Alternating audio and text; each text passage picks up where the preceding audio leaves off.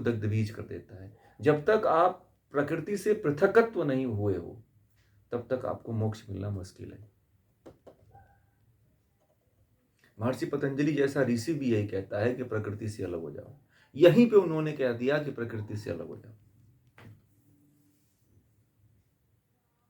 आप लोग तो क्या कहते हो कि ये मेरा मन है ना, ये मेरी बुद्धि है। मैंने अपनी बुद्धि का देखो कितना अच्छा इस्तेमाल किया है। घर में कहते हैं कि देखो मैं कितना अच्छा सोचता हूं, है ना। कहते रहते हैं ना एक दूसरे के प्रति आपस में कि मैंने ये चीज कहा था, मैंने ये बनाया है, मैंने सोचा है। तो यह जो भाव है वो भी नष्ट हो जाता है। यही है पर वैराग्य। पर वैराग्य प्रकृति का, प्रकृति के तत्व, प्रकृति के गुण, ये सब नष्ट हो जाते हैं, पृथक हो जाते हैं। जीवात्मा को ऐसे जकड़ रखा है ना कि जब तक ज्ञान नहीं होगा तब तक नहीं मिटेगा। अब संप्रज्ञात समाधि, अब कल हम पढ़ेंगे कि संप्रज्ञात समाधि है क्या। संप्रज्ञात समाधि आया ना, तो संप्रज्ञात समाधि और असंप्रज्ञात समाधि को भी पढ़ना पड़ेगा हमें कि आखिर ये है क्या। ठीक है, तभी तो हम जानेंगे ना, तभी तो इसको समझेंगे कि आखिर ये कैसे हमें अनुभूति होगी कि संप्रज्ञात समाधि वही क्या है। तो सबसे पहले तो हमने गीता में भी आप लोगों को समझा रखा है कि प्रकृति से पृथक हो जाओ। बल्कि गीता में उस तरह की व्याख्या नहीं है, जैसे मैंने आप लोगों को बताया है वैसी बातें गीता में नहीं है। मैंने पूरा गीता में भी ये महर्षि पतंजलि के ही सिद्धांत को रखा है।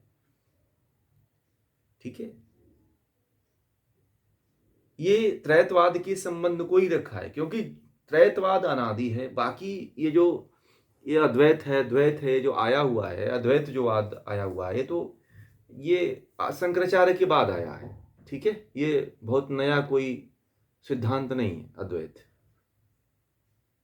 ठीक है, ये त्रैतवाद ही अनादिकाल से चला आ रहा है और यही इसी का अस्तित्व भी रहेगा और बाकी किसी का अस्तित्व नहीं रहेगा। क्योंकि महर्षि पतंजलि जैसा ऋषि कहता है कि पृथकत्व की बात करता है कि जिसको आप अपने अंदर एक बहुत बड़ी सत्ता दे रखे हो, जिसको आप अपना वर्चस्व बना बैठे हो, सब कुछ मान बैठे हो, वह आपका नहीं। उसी को त्यागने की बात कहते हैं कि उसी को छोड़ दो तो ब्रह्म को जान जाओ, उसी को त्याग दो तो ब्रह्म को समझ जाओ, परमात्मा का साक्षात्कार हो जाएगा। गुणों को छोड़ दो। ठीक है, भगवान श्री कृष्ण ने तो गुणों की उतना स्पष्टता नहीं किया, परंतु महर्षि पतंजलि जैसा ऋषि कहता है कि गुणों से पृथक हो जाओ, अलग हो जाओ। ठीक है, आसान है कि जी, जड़ तो मैंने बताया तो अभी, बुद्धि, आप बुद्धि को अपना मानते हो, मन को अपना मानते हो, है ना। तो जड़ ही तो है सब ये।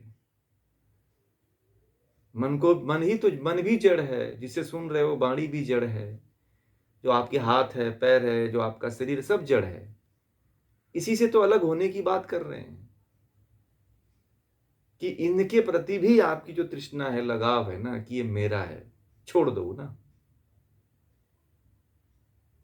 सभी इंद्रियों के प्रति, सारे जो आपके प्रकृति से बने हुए जो विकार हैं, जो तत्व हैं, इनके प्रति जो आपका संबंध है वो टूट जाए, तृष्णा हट जाए कि मैं मन हूं, मैं बुद्धि हूं, मैं चित्त हूं, मैं अहंकार हूं, ये मिटा दो आप। ठीक है जी।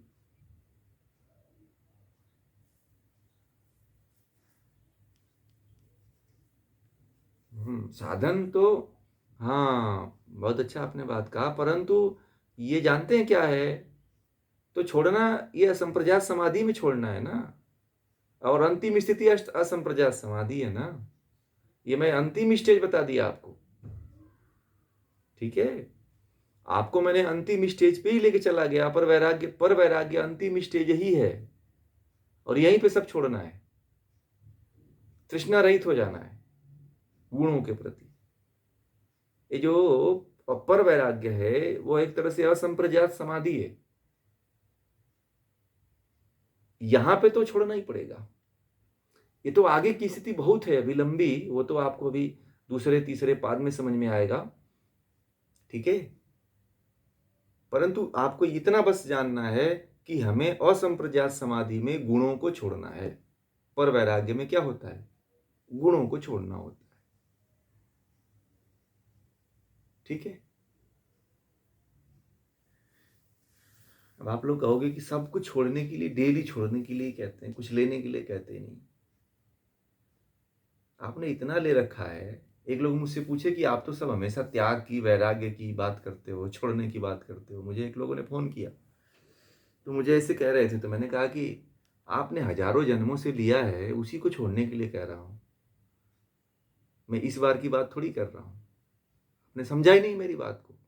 मैं एक जन्म की बात थोड़ी कर रहा हूं। आपका एक बार थोड़ी जन्म हुआ है। आपने हजारों बार तो लिया ही है ना, छोड़ा क्या है, ठीक है। लोग छोड़ना नहीं चाहते हैं, सबसे बड़ी बात यह है। कुछ भी नहीं छोड़ना चाहते, कहते हैं कि अरे ले लो मजे, जो आता है सबका मजा लो। छोड़ना जरूरी है। कुछ छोड़ करके देखो, आप कुछ मिलेगा, और वो चीज मिल जाएगा जो फिर। और मैं बताऊं कि मोक्ष के लिए अगर दुनिया से कीमती वस्तु को छोड़ना पड़े ना, तो छोड़ने के लिए तत्पर रहिए।